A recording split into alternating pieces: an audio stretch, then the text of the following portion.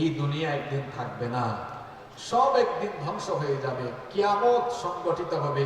কিন্তু আশ্চর্যের ব্যাপার হলো কিয়ামতের সেই মহাপ্রলয়ঙ্কারী ঘটনা কত সালে, কোন মাসে, কোন তারিখে অনুষ্ঠিত হবে এটা কি পৃথিবীর কেউ জানে? যিনি জানেন জুড়ে বলেন তো তিনি কে? কিয়ামতের ঘটনা কখন ঘটবে আল্লাহ ছাড়া কেউ জানে না। আল্লাহর নবী যখন মক্কায় কিয়ামতের কথা বলা আরম্ভ করলেন, কাফির বেঈমানরা আল্লাহর নবীকে নিয়ে ট্রল করা আরম্ভ করলো, ঠাট্টা উপহাস করা আরম্ভ করলো। তারা বলল, মুহাম্মদ, আমরা বলি সাল্লাল্লাহু আলাইহি ওয়াসাল্লাম, তুমি যে কিয়ামতের কথা বলো সেটা কখন সংগঠিত হবে? আল্লাহ সেই কাফিরদের কথা কোরআনে কারীমে এভাবে তুলে দিলেন। কোরআনে কারীমের 33 নম্বর সূরা সূরাতুল আহজাবের 63 নম্বর আয়াতে আল্লাহ বলছেন, ইয়াসআলুকান নাসু আনিস সাআহ কুল ইন্নামা ইলমুহা ইনদাল্লাহ।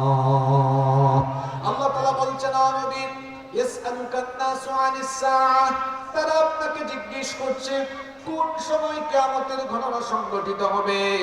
আপনি তাদেরকে জবাব দিয়ে দেন, কুল ইন্নামা ইলমুহা ইনদাল্লাহ। আপনি তাদেরকে বলে দেন কিয়ামতের সেই মহাপ্রলয়ঙ্কারী ঘটনা কখন ঘটবে একজন ছাড়া কেউ জানে না। যিনি জানেন গলার আওয়াজ বড় করে বলেন তিনি কে? কিয়ামতের সেই ঘটনা উদ্বোধন করার জন্য রব্বুল আলামিন একজন বিশেষ ফেরেশতা বানিয়েছেন, যেই ফেরেশতার নাম হলো ইসরাফিল। সেই ফেরেশতা আল্লাহর হুকুম পাওয়ার পরে কিয়ামতের দিন সিংহা বাজাবেন দুইবার। কথা বুঝে থাকলে বলেন, কিয়ামতের দিন সিংহায় ফুৎকার হবে মোট কয়বার? প্রথমবার যখন সিংহায় ফুৎকার দেওয়া হবে, প্রথম সিংহার ফুৎকারের পরে সব কিছুর অবস্থা কেমন হবে? রব্বুল আলামিন কোরআনে কারীমের 39 নম্বর সূরা সূরাতুজ জুমারের 68 নম্বর আয়াতে বললেন, ওয়া নুফিখা ফিস সূরি ফাসাইকা মান ফিস সামাওয়াতি ওয়া মান ফিল আরদি ইল্লা মান শাআল্লাহ। আল্লাহ তাআলা বলছেন, প্রথমবার যখন সিংহায় ফুৎকার দেওয়া হবে, আসমান সমূহ আর জমিন সবকিছু ভয়ঙ্কর ভাবে কেঁপে উঠে সব লন্ডভন্ড চূর্ণ বিচূর্ণ হয়ে যাবে। প্রথমবার সিংহার ফুৎকার দেওয়ার পরে সারা দুনিয়া একসাথে কেঁপে উঠবে। কি আশ্চর্য!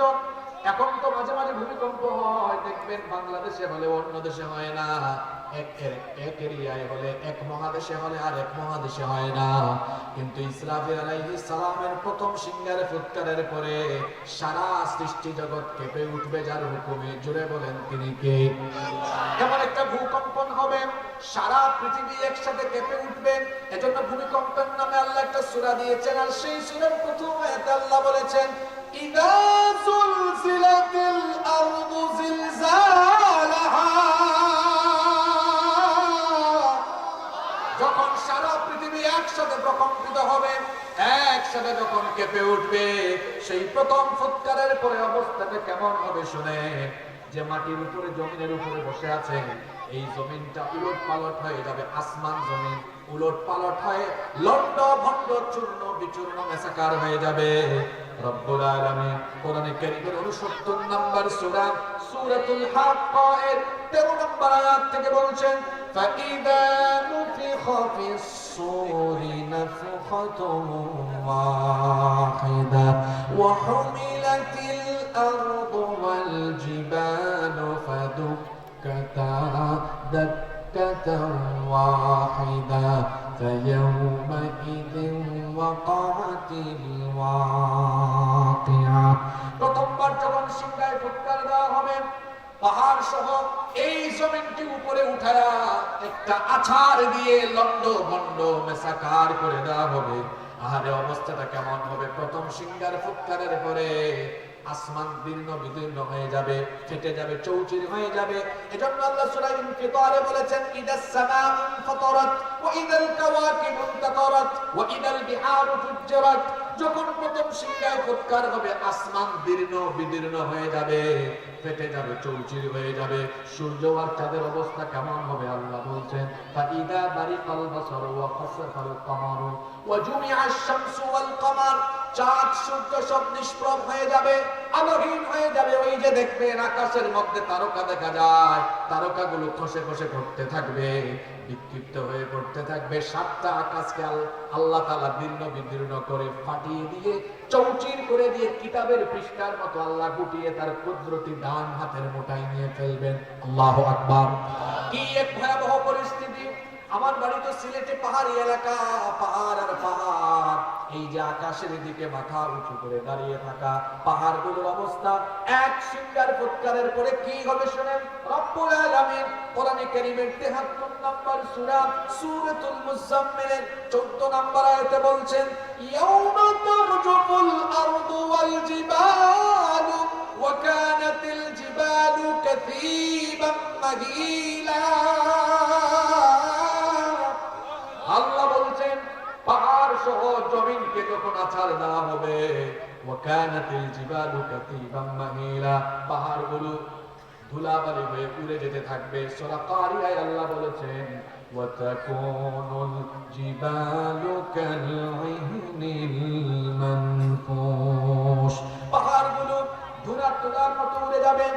প্রথমবার সিংহার ফুৎকার দেওয়ার পরে আসমান জমিন গোটা সৃষ্টি জগৎ লন্ড ভন্ড চূর্ণ বিচূর্ণ মেসাকার হয়ে যাবে, কিচ্ছু থাকবে না, সবকিছু থাকবে না, কিন্তু যিনি থাকবেন তিনি কে?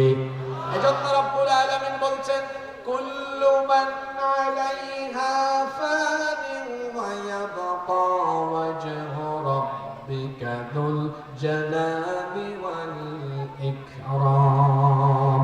সবকিছু ফান হয়ে যাবে, ক্ষয় হয়ে যাবে, লয় হয়ে যাবে, ধ্বংস হয়ে যাবে। কেবলমাত্র একজন মহামহিয়ান সত্তা অবশিষ্ট থাকবে, আর যিনি অবশিষ্ট থাকবেন তিনি কে? সব যখন ধ্বংস হয়ে যাবে, আল্লাহ তাআলা ইসরাফিল আলাইহিস সালামকে বলবেন, ইসরাফিল তুমি তোমার সিংহায় ফুৎকার দ্বিতীয়বার দাও। ইসরাফিল আলাইহিস সালাম এবার দ্বিতীয়বার সিংহায় ফুৎকার মারবেন। দ্বিতীয়বার সিংহায় ফুৎকার দেওয়ার পরে পরিস্থিতি কি হবে শুনেন। আল্লাহ বলছেন, তুম্মা নুফিখা ফীহি উখরা ফাইদা হুম কিয়ামুন ইয়ানজুরুন। অতঃপর দ্বিতীয়বার যখন সিংহায় ফুৎকার দেওয়া হবে, তখন মানুষকে কবর থেকে উঠিয়ে হাসরের ময়দানে নিয়ে যিনি জড়ো করবেন, একত্রিত করবেন, সকলে বলেন তিনি কে? একদিন সবাই আমরা হাসরের মাঠে উপস্থিত হব, কিয়ামতের ময়দানে হাজির হব। এর ব্যাপারে বলেন তো আমাদের কারোর মধ্যে কোনো সন্দেহ আছে নাকি? আস্তে বলবেন না, জোরে বলেন, সন্দেহ আছে নাকি? এখন আপনারা কত দল করেন, কেউ আওয়ামী লীগ করেন, কেউ বিএনপি করেন, কেউ জামাত করেন, কেউ এনসিপি করেন, কেউ চরমোনাই করেন, কেউ খেলাফত করেন, কেউ বামপন্থী দল করেন, কিন্তু কিয়ামতের ময়দানে হাজির হওয়ার পরে আপনাদের মধ্যে এত দলাদলি থাকবে না। কিয়ামতের ময়দানে দল হবে দুইটা। কথা বুঝে থাকলে বলেন, কিয়ামতের দিন দল হবে কয়টা? ফারিকুন ফিল জান্নাহ ওয়া ফারিকুন ফিস সাঈর। এক দল হবে জান্নাতি দল, আরেক দল হবে জাহান্নামী দল। এই দুই দলের অবস্থা কি সমান নাকি? আপনারা কি ঘুমাই গেছেন নাকি? এই দুই দলের অবস্থা সমান নাকি? আল্লাহ বলছেন, লা ইয়াস্তাবি আসহাবুন নারি ওয়া আসহাবুল জান্নাহ, আসহাবুল জান্নাতি হুমুল ফাইজুন। জান্নাত আর জাহান্নামীরা সমান নয়। জান্নাতি যারা সফল কাম তারা, জাহান্নাম হলো সীমাহীন দুঃখ কষ্টের জায়গা, আর জান্নাত হলো সীমাহীন আনন্দ আর ফুর্তির জায়গা। সুবহানাল্লাহ পড়েন। এই দুই জায়গা যেমন সমান নয়, তেমনি দুনিয়াতে এই দুই দলের মানুষের চলাফেরাও সমান নয়। জান্নাতীরা আযান হলেই নামাজে দৌড়ায়, জাহান্নামীরা নামাজের কোনো খবর রাখে না।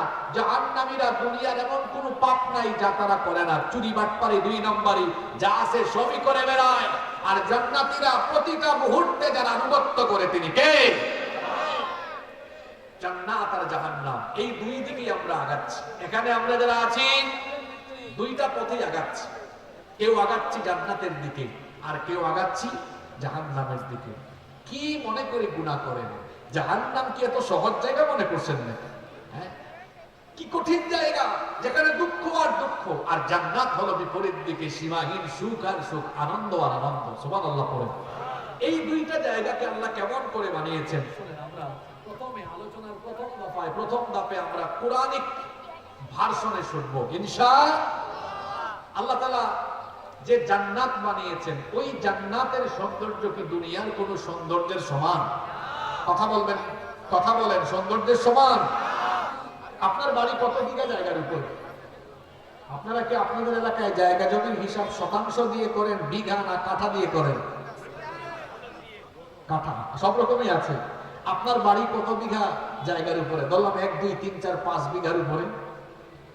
হ্যাঁ, জান্নাতে যে আপনি যাবেন, আল্লাহ তাআলা জান্নাতীদের জন্য কত বড় জান্নাত বানিয়েছেন, কত বিশাল করে আল্লাহ জান্নাত বানিয়েছেন শুনেন।